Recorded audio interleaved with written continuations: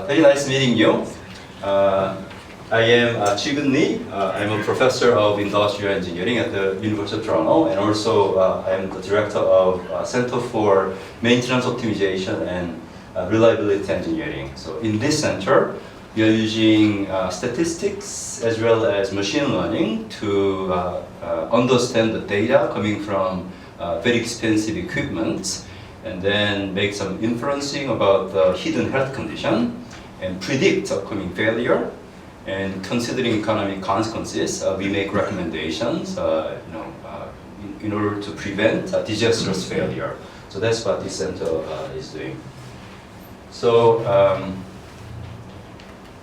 today I'm going to talk about AI, how this technology is being used around our routine, and also where it began and how it has been developing to the form of AI that we see today. And then I will move on to internal workings of deep learning, the particular machine learning technique that bring the attention from the entire world to AI. This deep learning is so successful in the past 10 years. And now AI is enjoying this new era.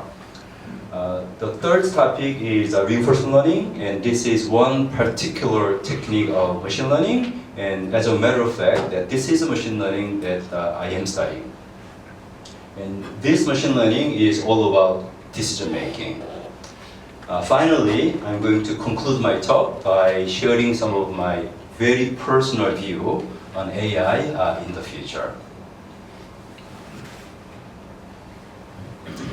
So among many Koreans, probably Alphago has the most vivid memory when it comes to AI. And this took place roughly 3 years ago. Precisely in March of 2016, Alphago, a machine learning based Go playing engine, play a game with human champion Lee Se-dol, who is Korean native. And the final score was 4-1. Unfortunately, 4 for Alphago, 1 for human player. So machine won. That single win that Lee Se-dol got ends up being the only win that human player ever had against machine learning algorithm as of today. And I think this will be the last win that any human Go player will get from machine learning algorithm, because Alphago, who won this match, is now evolved into something a lot more powerful. So the most recent version of Alphago is Alpha 0. So they dropped Go from the name because this Go player has nothing to do with Go. The machine learning algorithm assumed nothing about Go. It has learning algorithm, but no knowledge about the game. And it learned the game by playing this game against another machine learning algorithm. And by doing this random play, Alpha 0 was able to learn the rules of this game and eventually figured out the best strategy to maximize the winning probability. And after one afternoon, Alpha 0 was able to win Alphago, the original Go player, 100 versus 0.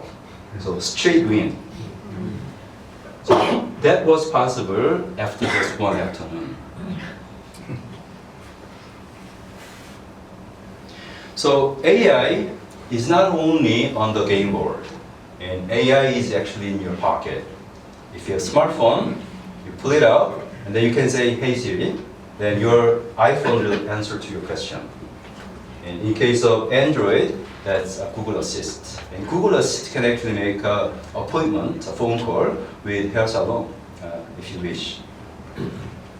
So we have AI on the game board and the AI in your pocket, but that's not all. And AI is actually everywhere, even in professional space, such as AI lawyer. Ross is the name of AI lawyer.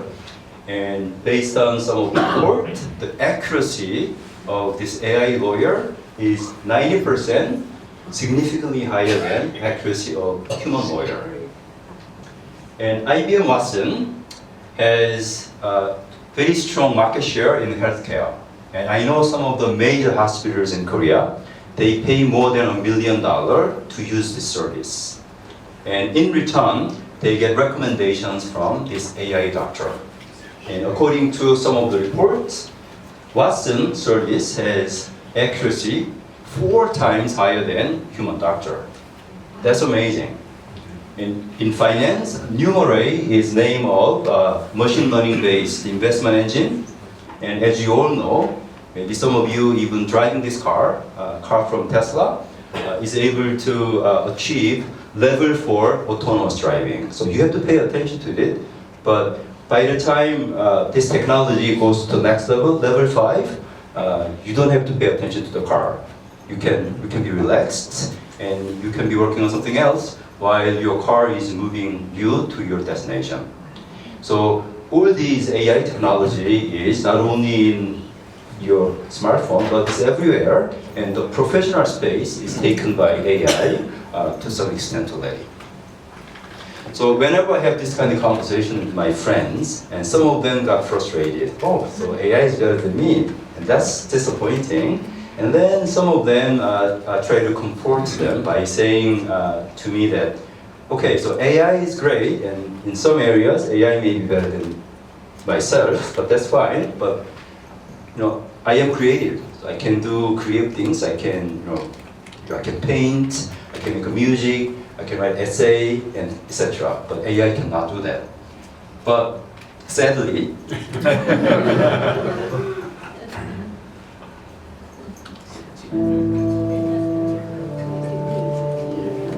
I like this. The classical music, Genesis Symphonic Fantasy in A minor, Opus 21, composed by AIVA, Artificial Intelligence Virtual Artist.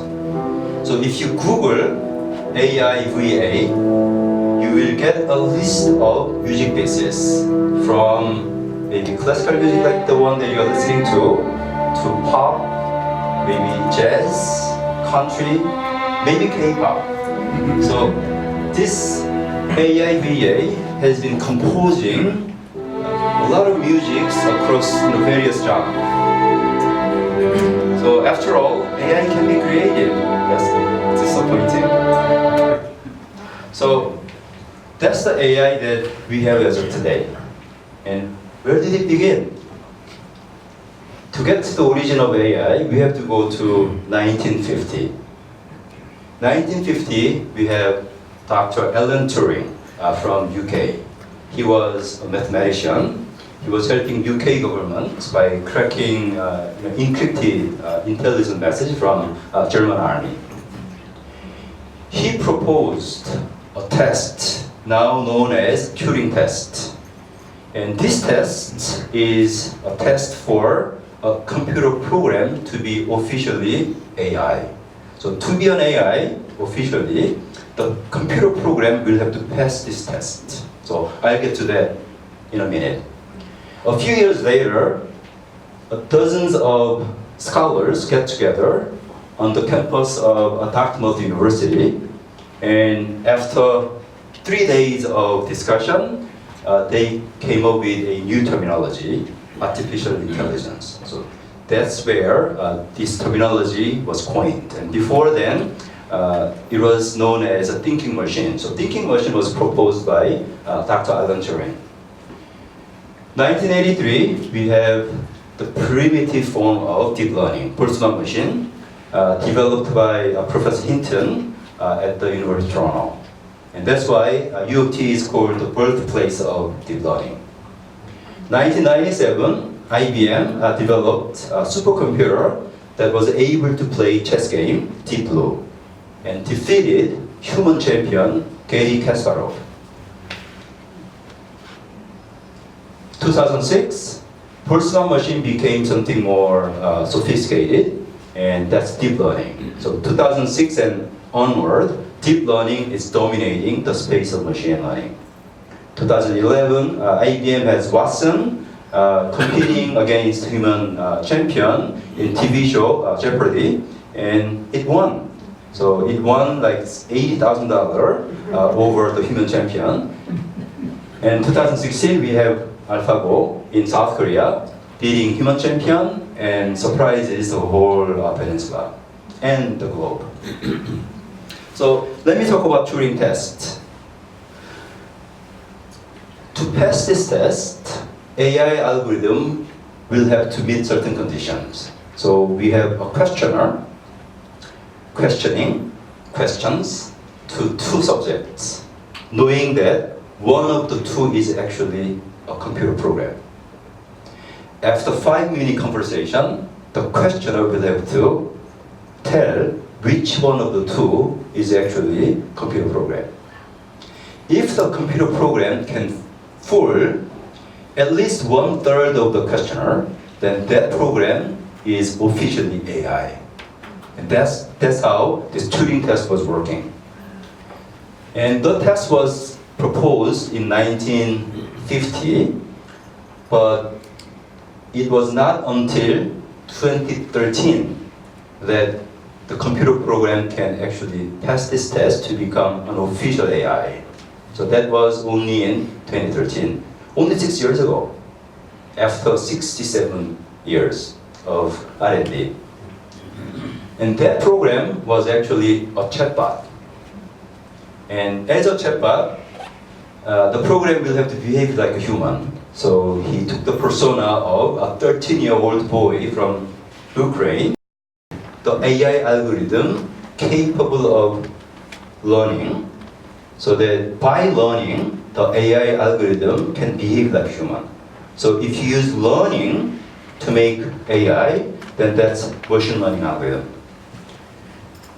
Finally, deep learning is a type of machine learning where the particular technology that we use to be able to learn is actually neural network. So if you use a neural network and learn, then that's deep learning algorithm. So deep learning is subset of subset, and then the superset is machine learning, and outside is AI. So this deep learning has been, the key points that make the whole AI world just upside down, and so has been so successful. So let's take a look at how this deep learning is working in more detail. So deep learning. I have maybe 7, 8, 9 pictures here by 2 famous painters, and they have very different painting style. And so different so that if I ask you to categorize them into 2 groups, then it's straightforward. Yeah. Like this. So 5 paintings by Monet and maybe 4 by Picasso. So easy because the style is so different from each other, and so easy so that even a pigeon can do this. And that's what a couple of researchers did 20 years ago. So they got a pigeon from the street, put this pigeon in the cage like this, and show paintings. And then whenever a pigeon can tell, well, this is Picasso and this is Monet, then they gave some reward. But every time they make a mistake, then I don't know what kind of penalty they gave, but maybe that's a shock. So after doing some training, amazingly, the pigeon was able to tell the difference between Monet versus Picasso with 95% accuracy. That small brain in that skull is something magical and can tell the difference between painting style. And that's exactly what motivates the researchers to come up with this neural network-based deep learning. So now that this brain is something mysterious and so powerful, maybe we can mimic the way brain is working, and that's deep learning. So deep learning is basically this, so network of neurons. And if you zoom in 2 particular connected neurons, then they look like this. So preceding neuron and succeeding neuron connected by synapses. Signals are coming in from preceding neurons, possibly some visual sensors, whatever, sensory system. And if the signal received by this neuron is so intense, then the neuron will react, so activation. Once the neuron is activated, it will generate its own signal and then transmit that signal to the next neuron. And this neuron will receive signal from this neuron as well as bunch of other neurons. And the sum of signal is above certain threshold, and this neuron will also activate it and transmit its own signal to the next neuron.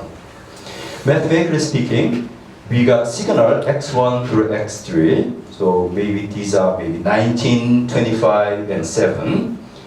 And those signals are transmitted through synapse, and different synapses may have different efficiency. So signal can be lost during the transmission or may even amplified. So that efficiency is represented by weight, W1, W2, and W3. So X1, after going through the synapse, will become W1 times X1. And since there are 3 signals coming to this neuron, then the total signal strength is W1 times X1 plus W2 times X2, etc. If that sum is so intense, then this neuron will be activated and produce its own signal and send that signal to the succeeding neuron. So this relay of signal transmission will be going through the entire network of neurons, and then at the end of this signal processing, this neuron can do amazing things like, this is Picasso, and this is Monet, and I have to place my black stone here, given enemy placed white stone over there, that way I can win. All these are the result of signal transmission across so many neurons. How many? 85 billion neurons. That's how many neurons that you have in your brain. That's the average number of neurons in one human brain. And connections in between those 85 billion neurons, that's 100 trillion synapses. When signals are going through these many connections and neurons, then you can solve differential equation. And you can even do machine learning study, interestingly. So these numbers are just amazing, and to give you some perspective how big they are, I have a map over the Amazon basin. Lots of trees there, and the number of neurons in one human brain is in the order of number of trees in the Amazon basin. So that's how many neurons that you have. So every single tree is a neuron in your brain. And number of connections, synapses, that number is in the order of number of leaves of the trees in the Amazon basin. So that's how many synapses that you have in your brain. So this thing right here is amazing computer. And as of today, no computer that we have ever created has more capacity than one human brain. So now that we know how deep learning is working, then let's solve one task. This is a standard task, classification. So we are given handwritten digits between 0 and 9. Obviously this is 0, but I'm not so sure what this. It could be 7, could be 9, even 4. So let's see. And then this is 1, 1, 4, 9, 4, and etc. So the task given to the deep neural network is to tell which one of those corresponding to the handwritten digit. So to do this, say we got number 9 written on this paper, we have to digitize the image to begin with. So we use 28 rows and 28 columns. That will give us 784 pixels. So each of those dots, that's 1 pixel. Each pixel can be white or black. Black, that means number 1, white, 0, or some gray, like 0.5, 0.6, depending on how gray it is. So maybe those boundaries can be gray, so pixel value can be 0.6. But for sure, this pixel will be 1. So now that we have 784 numbers between 0 and 1, fractional numbers, and we feed those numbers to a neural network. To receive those 784 signals, we need 784 neurons. The bottom of the neural network, we have 784 neurons. And each of those neurons will receive value from each of those pixels. So you feed 0.1, so that's almost white, and 0.3 gray, 0.7 a bit dark gray, and etc. So you get all these numbers, and then you receive them in the input layer. And those neurons, once they receive those signals, then they have to transmit the signal to the next neuron. So we have one more layer of neurons waiting here, and that's hidden layer. And then one more. So the neural network is getting deeper and deeper. That's why we call this deep learning. So in this particular structure, we got 2 hidden layer, 1 input layer, and on top we have 1 output layer. In this output layer, we have 10 neurons corresponding to 0, 1, 2, all the way to 9. When 9 is given, then we would like to turn on neuron 9, indicating it's 9. When 3 is given, then every other neuron is just turned off, and neuron number 3 will just light up. And that's what we want. How can you do that? You can adjust all these weights. Well, this particular synapse is not very efficient, so I'm going to put 0.1. So the signal will be lost here. And then I'm going to amplify signal here, and by the way, activation should be done in such and such a way. So if you just control the way signal is flowing through this deep neural network, then you can somehow make the signal received by neuron number 9 can be much, much larger than any other neurons in this output layer. So that's how we train our neural network. How can it train? It's an optimization problem. So we have an objective function, and we have to do some differentiation and gradient information, and then using this gradient information, we are optimizing the neural network. How many times? Maybe million times.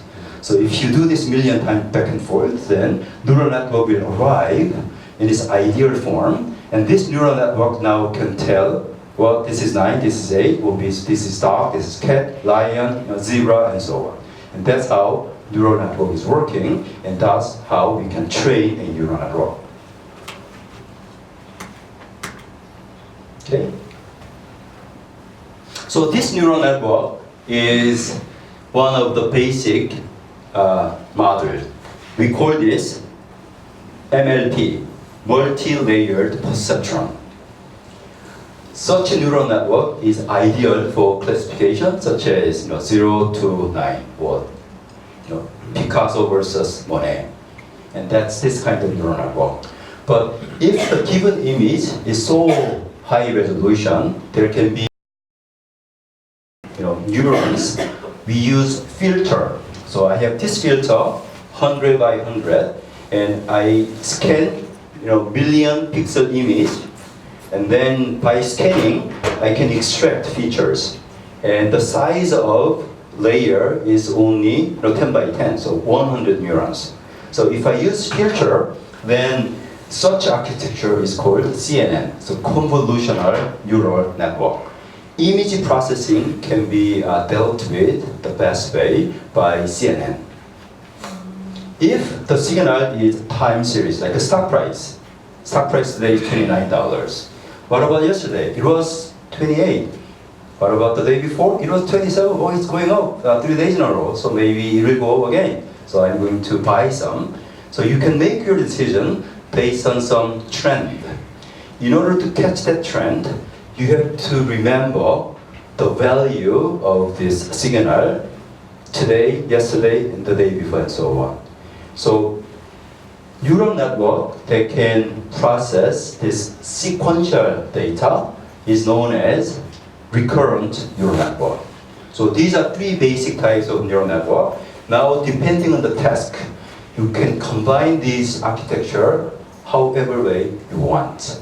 So if you like to do some sequential images, then it's an image, so that's CNN. It's a sequential, so that's RNN. So you can make CNN as an RNN structure, and then at the end of the day, you like to be able to categorize. Wow, this is a video of Nicolas Cage, as opposed to Donald Trump. I'm going to use this example later. And you have to do some classification, and that's multi-layer perceptron. So you stack up different architecture of neural network depending on the nature of the task that you have to solve. And that's how deep learning is working. So that's the basics of deep learning algorithm. Now I'm going to show you some of the project that we did. With TTC, this is a company operating a subway network in downtown of Toronto. And this company was in trouble because of the damage done to their subway car. And they investigated what caused the damage, and they found that it was a damage on their rail. And rail was damaged by heat produced as train passing over the rail. So when rail is curved, the heat can be quite intense. And when the rail experiences high heat over and over, then eventually the rail will be damaged. And then when train goes above the damaged rail, then the car can be damaged. So that's what happened. So what they did was they installed infrared camera at the tail of the subway system and take a video image all the way. And then bring this video to their office and then hired a human inspector. And the work that this guy did is poorly, just watching the video 24/7. Extremely boring. It's just basically black, screen and some lights and then rail. And that was quite boring job and a lot of mistakes. So we developed a neural network-based machine learning inspector so that we can pick up image clip from the video that contains possible damage. That's exactly what we did. Rather than developing the neural network from scratch, we downloaded a neural network half trained by Google. And when we downloaded the neural network was able to pinpoint, this is a person with 95% accuracy, and here's another person, 84%, this is a kite, and so on. So this was something that the neural network was able to do when we downloaded this one from Google, and so such as raccoon, and then put some bounding box to indicate the exact location of this raccoon. And so this was a neural network that we began with, and then we got additional data from TTC and trained the neural network to our own purpose. And then at the end of the training, the neural network was able to pick this one. Oh, this is very hot, and 96% confidence level. And by the way, that one, maybe, I'm not so sure, so it's only 81% confidence level. And this one is 99%. So having this neural network-based inspector, they don't have to spend hundred hours watching very tedious video.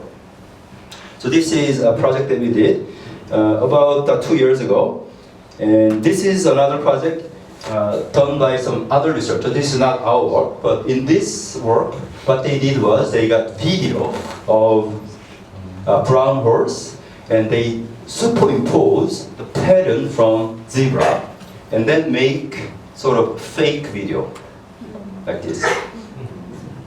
So this is the original video. This is machine learning generated video, putting some zebra pattern on brown horse. And they can do this on human face as well, and that is called a Deepfake.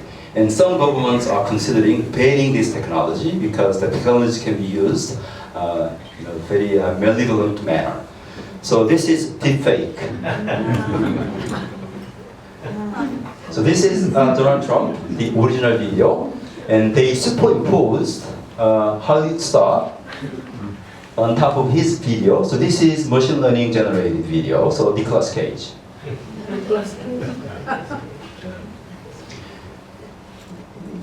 And this is the project that we did using similar idea. So we use the technology from Google Translate. If you speak to Google Translate in English, then Google Translate will turn that into Korean. So translation. So you have a sequence of vocabulary, and then it will give you a sequence of vocabulary in different language. So here we exactly implemented translator, but not in between different languages, but different numbers. So in this particular example, we have data from smart grid from the United States. And we got temperature reading from 11 major cities over a year.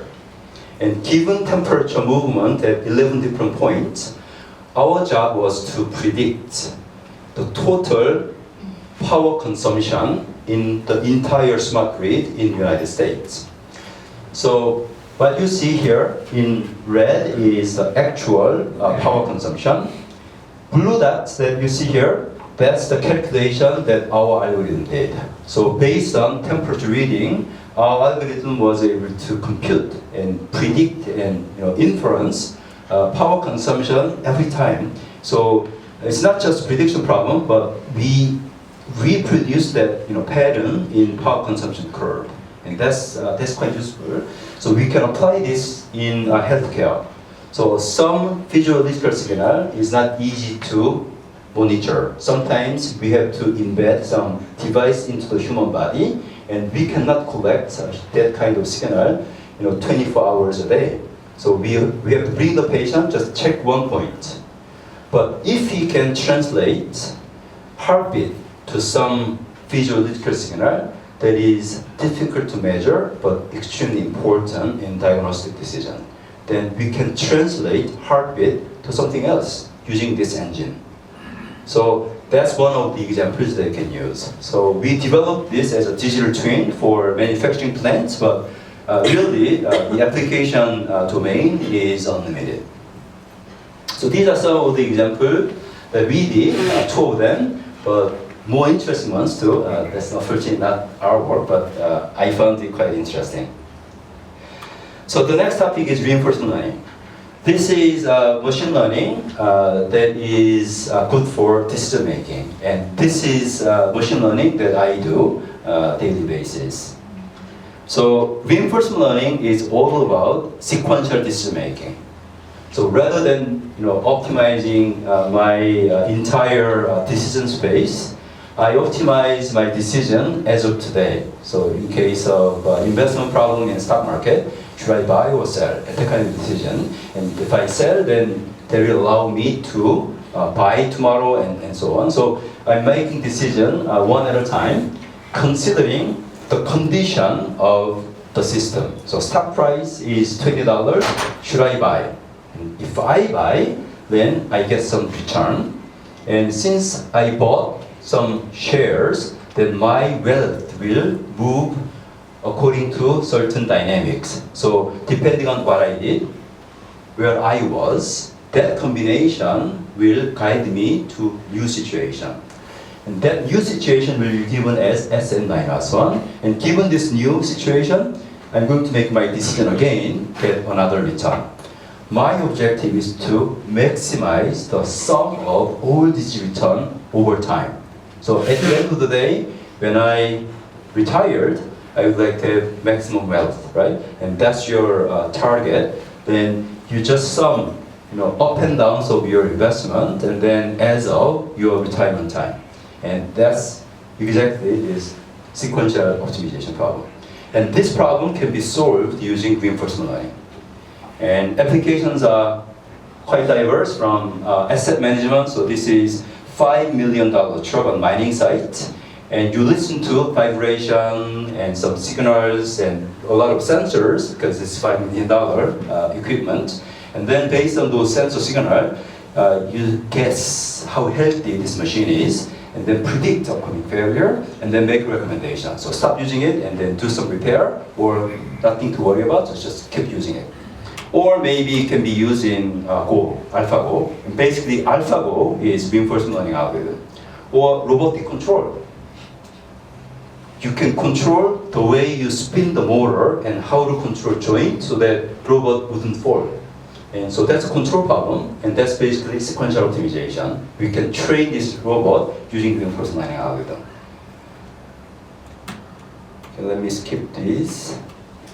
So that's what I do in machine learning. But now let me talk about the future of AI. And I have to confess to you that this is my personal view. So you may have your own idea, and but this is my personal view. So AI will artificial narrow intelligence. Second stage is AGI, artificial general intelligence, and finally artificial super intelligence. All the AI technology that we see as of today, no exception, they are all ANI. They are narrow intelligence technologies. Alphago is wonderful, better than any human player, but it can only do board game. Google Translate is wonderful in terms of conversation with me, but Google Translate cannot do this board game. So they can do certain things wonderfully, but that's it. The domain of expert is very narrow. So that's why we call this narrow AI. AGI is the dream for all machine learning researchers. So we are all trying to move from narrow intelligence to general intelligence. So by the time you arrive here, then AI algorithm will be intelligence just like myself on every domain, just like myself. Then AI will be just like me. And we expect that may happen in about 20 years, 2040. Once that happens, no one knows what's going to happen, right? So I have AI algorithm just like me, but remember, that AI is not me, but a computer. And computer has maybe trillion times more computing power. So it can compute trillion times more operations than I can. And then also it has permanent memory.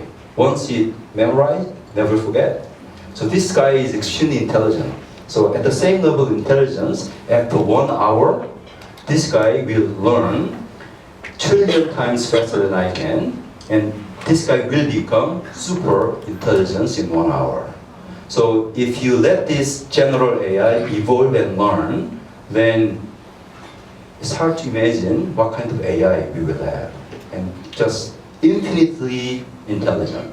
So by having this super intelligence, maybe we can solve all these issues like poverty, disease, and space exploration. Maybe we can go to different galaxy, and AI can figure out. And we don't have to do biology study anymore, and we don't have to do AI research because AI will do the AI research for us.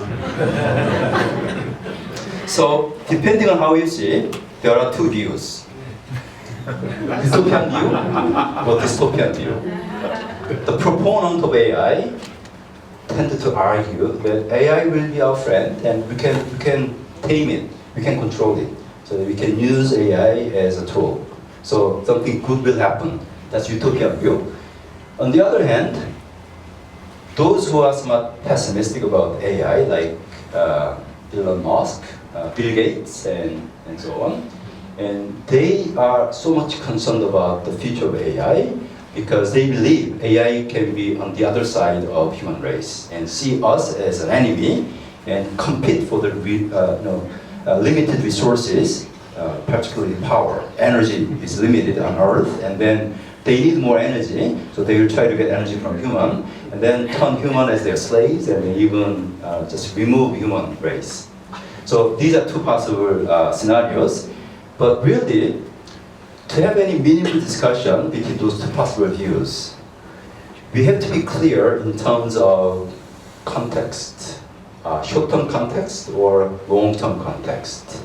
In the short term, AI is not going to be so powerful and therefore cannot be so threatening. So in the short term, AI will be simply a tool.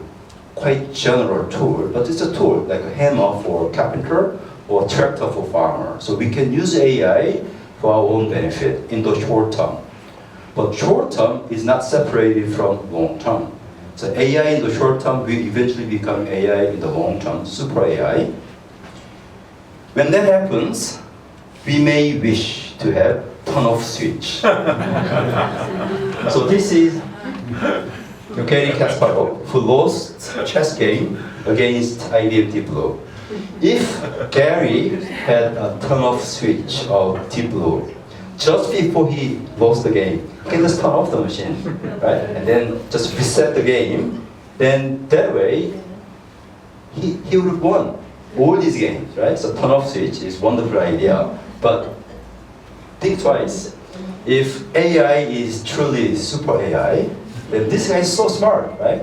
And then try to maximize the success probability of whatever mission given to him or her, and knowing that, well, if human turn off my power switch, then I will fail.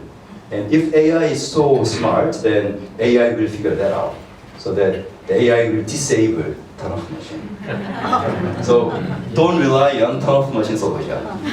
More plausible solutions are transparent AI. So we have to make AI transparent. That means something that we can understand. So explainable AI, or for short, XAI. That's one important research theme in machine learning community. The second solution can be the right objectives. Don't ask AI to make as many paper clips as possible. And that AI will use all available resources on Earth just to make paper clips. And that will just remove human race on Earth. So that's a bad wish. Just like King Midas' wish. So he wished that everything he touched would turn into gold. That's a blessing at the first glance, but ends up being a curse, right? So don't wish gold to AI, and it will make gold even using resources that is essential for your survival. So we have to set up the objective in a very sophisticated manner. So maybe we have to ask AI to figure out, so make me happy, and you figure out how. And then, by the way, we are all different, so there's uncertainty, be careful. So making the AI just keep thinking and wondering to figure out what to do, maybe that's a better thing, right? So that's the second part. And the third solution can be ethical AI. So can we have any AI algorithm that respect all these ethical constraints? So don't hit human being. Don't do that, right? That's not ethical. So if AI has its own ethical system and have constraint, then that's wonderful. And the final solution can be democratization of AI. So just in case this powerful technology falling onto the wrong hand and then being used as a damaging tool, if you democratize the AI, having open access to everyone, then somehow we can self-regulate the use of AI. So democratization of AI can be another plausible solution. So at the end, considering all this, it's not the AI that we have to worry about. It's about us. So it's up to us how to evolve, how to use, and what kind of AI we develop. So in the end, what we have to fear is not super intelligence, but super stupidity. So we have to be careful about ourselves. So I'm going to conclude my talk by quoting Mr. Grady Butch, used to be IBM engineer. He said this during a TED Talk. So he said, we are on an incredible journey of co-evolution with our machines. The humans we are today are not the humans we will be then. Thank you.